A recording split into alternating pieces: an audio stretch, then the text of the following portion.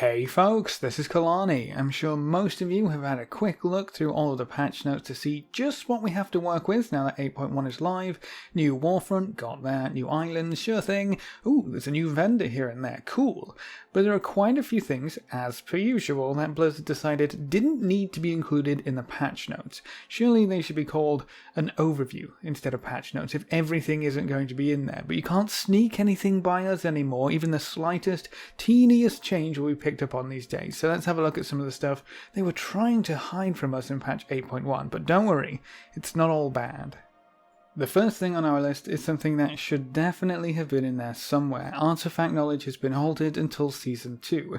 If you're not too sure what this is, I don't really blame you. It isn't explained anywhere, and if you didn't play through Legion, the name doesn't make much sense either. But every week for a little while now, the required artifact power to level up your amulet has been decreasing. That's why you can get caught up on an alt super quickly these days. It should take you no time at all to get your amulet up to the 20s, whereas it took weeks right at the start of BFA. As we head into the new raid towards the end of January, some of the new Azeroth gear will require amulet levels in the 40s to unlock the various rings of traits. You're probably not too close to getting 40 on your amulet if you haven't been going super crazy with the AP farming, but with artifact knowledge decreasing the amount of AP required between now and January 22nd, we didn't really think it was going to be too much of a problem until we found out that artifact knowledge didn't do anything this week. We assumed it might pick up again next week, but Blizzard took to the Twitter sphere and dashed our hopes and dreams. Artifact knowledge is done for now, and will return when the next raid opens up. Apparently it was only meant to serve as a catch-up mechanic, and it's doing that rather well for all of the gear that we have access to right now. That might be the case, but it feels a lot more like someone over at Blizzard read a few of the Reddit posts, kind of working with the numbers and mathing it out, and had a chat with their team. Hey chaps, so the players have mathed it all out. They can get their amulet up to 48 fairly easily when the next raid tier releases, so they'll have all of their rings right from the get-go. So the natural response, obviously, was to make sure that doesn't happen. If the required AP remains the same right now, most of us are going to have to re-earn quite a few of rings of traits in Desire lore. You might think that's okay, or that's the point. It's a new raid tier, we should be progressing in every way possible. And while I agree to some extent, re-earning Azeroth traits, it's really weird, especially when all of the new stuff is on the rings we'll already have access to. It's on the outer rings, not the inner rings, so we'll have those sooner. That means we're not necessarily working to anything new at all, we're just working towards the stuff we already had. It's a bizarre situation, and I don't think there's a great way to handle it on Blizzard's end. The main problem I have with this undocumented change is that we had no communication about a relatively large part of our progression being changed with the patch, and the only reason we have an answer at all is because we had to ask about it. Details about artifact knowledge, including it stopping and when it's going to start again, should absolutely have been in the patch notes, but now you know why your amulet level isn't going as quickly as it used to, and it's not going to speed up again for quite a while.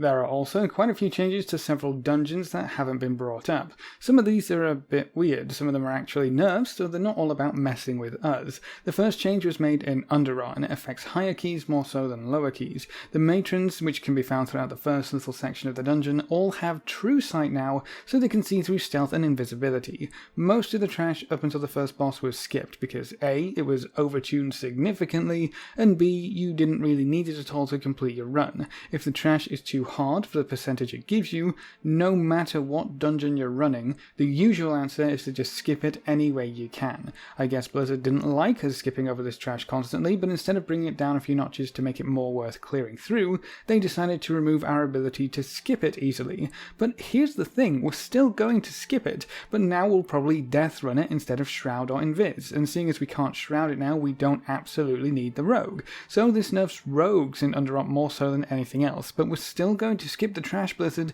You can't stop us that easily. Another weird change is over in King's Rest. After the second boss, there's a lot of undead trash across the bridge, leading to the council fight. One of the more problematic monsters was the Berserkers, as they stack up a pretty nasty bleed effect which deals way too much damage.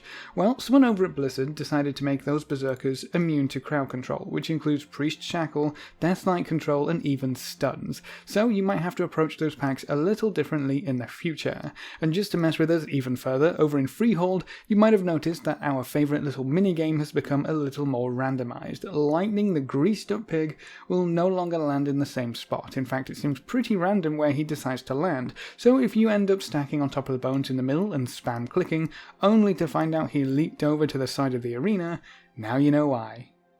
But it's not all bad. The sharks that the third boss threw out have been slowed down quite a bit, which should be met with a sigh of relief from pretty much every healer or ranged. They were some hungry sharks, that's for sure. They moved way too quickly for you to really do anything about it without using a movement cooldown, and chances are if you used something like Blink, the shark just changed targets anyway, so that boss should be quite a bit easier to kill.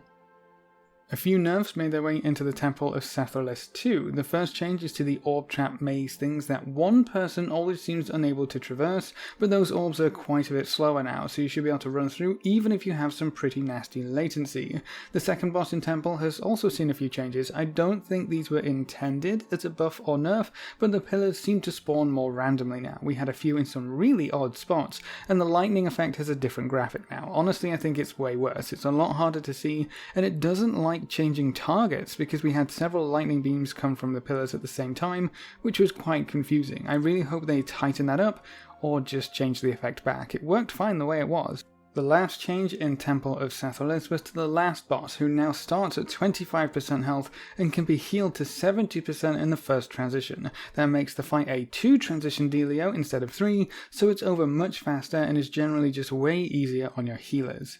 And the final dungeon change that I've come across that was undocumented is in Tol Dagor. The boss with the fire barrels used to be a pretty big pain in the rear, especially when dragging those barrels around weighs you down so badly, but now you aren't slowed quite as much while carrying a barrel. You actually seem to run pretty fast, so that boss should be just a little bit easier to deal with, providing of course someone on your team knows how to play Bomberman.